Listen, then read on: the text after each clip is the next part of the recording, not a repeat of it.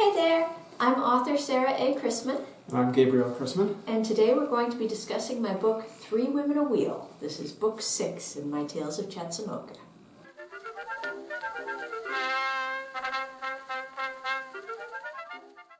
In book 5 of my Tales of Chetzemoka, the guys went on a trip to Victoria, British Columbia, where they were observing a circus, and they got to stay in the mansion of a fur magnate.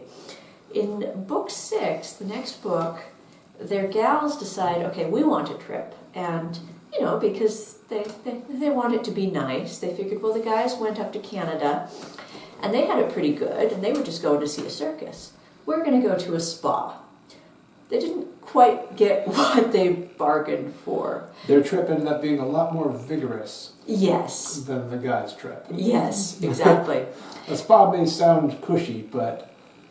Well, in the 19th century, there were a lot of really cushy spas. There were. There were some really gorgeous spas in Europe, and when I edit this video, I'll cut in some footage of us in a spa in Indiana, which is a turn of the 20th century spa, which is absolutely gorgeous. Amazing. That one's in West Baden, and if you're anywhere in the Indiana area or can get there at some point, go there. It's amazing. And so that's what the Chetzemoka gals were expecting when they decided to go to a spa, because Ethel, the wealthy heiress of the bunch, she's been to spas in Europe. She's been to spas before. She knows what spas are supposed to be.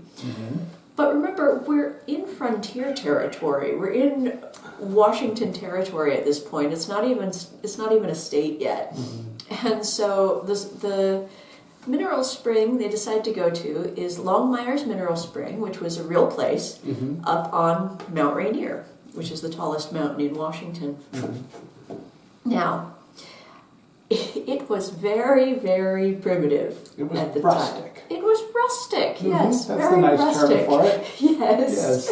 And I did a lot of research into Longmire's spa, and the way it's portrayed in the book is pretty much exactly how it was, with the cedar tubs in the basement, and yeah. Lots of volcanically heated hot springs that were kind of a lot of mud. Right, right. And to get there, you had to go for miles and miles and miles through the woods. And it uphill, because it's on a mountain. Oh, yeah, uphill. It's on a mountain. And it's more than a day's trip to get there from the closest railroad station. And so your stopping point on your way there is with this family real family again, head of the family, everyone called Indian Henry. There's no record of what his real tribal name was because his own tribe had kicked him out. He got kicked out for killing a medicine man. And so he moved with his 3 wives to this place at the base of Mount Rainier. And no one's exactly sure which tribe he belonged to or any of the details of his life except for he got kicked out. And he had 3 wives who also, for various reasons, didn't quite fit in with any of their tribes. And he became this classic stopping point for many tourists passing through the area. Right. The most famous of those was Hazard Stevens. His first name was Danger. Yes, exactly. Yes. Hazard Stevens was the first governor of Washington Territory. And he had been general in the Civil War. I think he was the youngest general in the Union Army. Yeah. And so very vigorous guy. He was in the party that was the first party of men to summit Mount Rainier because they'd actually asked around to find out if any of the Indians had gone up to the top because they wanted someone who'd been there as a guide. And the Indians all told them, why? Why would you do that? Why would you do that? Right. You do understand there's no game up there. There's nothing to hunt. It's just ice. And Hazard Stevens and his 2 friends were like, yeah, we want to go up there. And so the only one they could convince to take them up there was Indian Henry. This outcast guy. And at one point, so there was Hazard Stevens and he had 2 other white guys with him. And at one point, one of the other white guys who had been annoying them through the whole trip. This is quite the story. This is quite the story. Mm. So he had been doing a very British thing of wanting to stop at every stream and take a drink out of every stream. Now Hazard Stevens, as a military general, just wants to get to his goal. He had no patience for this. He had no patience for this. Mm. So when that guy trips and literally falls down the mountain, Hazard Stevens and the other white guy who was with them just look at him, and their only comment is, he had all the bacon. And then grumbling, they just continue up and leave him to retreat back to civilization. Right. So that's the sort of people who usually wind up in this area on Mount Rainier. At this time. At this time. Yeah. And in the story, our girls they don't quite appreciate how rustic it is. And so they get there and they're like, okay. Okay, now what? Right. And so the story is the now what?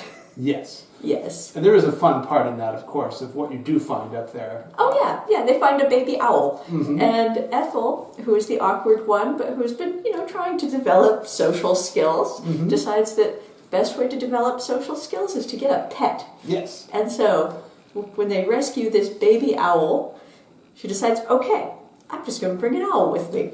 And this whole story, of course, owes something to Florence Nightingale. Florence Nightingale, and a true story when she rescued a baby owl. Yeah, because part of Florence Nightingale's story, she was an eccentric, if you don't know much about her. She was definitely a bit of an eccentric.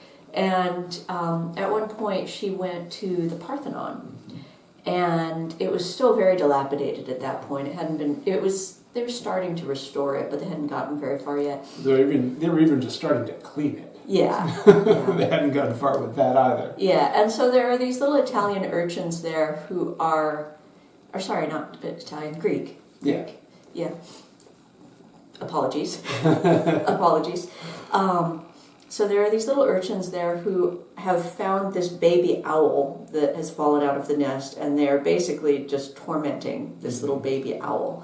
Florence Nightingale, being Florence Nightingale, she saves it, and she figures the easiest way to do this is to just pay off the kids. So she just literally buys it from them. Mm-hmm. And so that's what Ethel does with the baby owl in the story. It's based on Florence Nightingale's story. And the first meal that they have when they get to Longmire's is actually a meal that Hazard Stevens group had at Longmire's Mineral Spring that they recorded in their journals. Mm-hmm.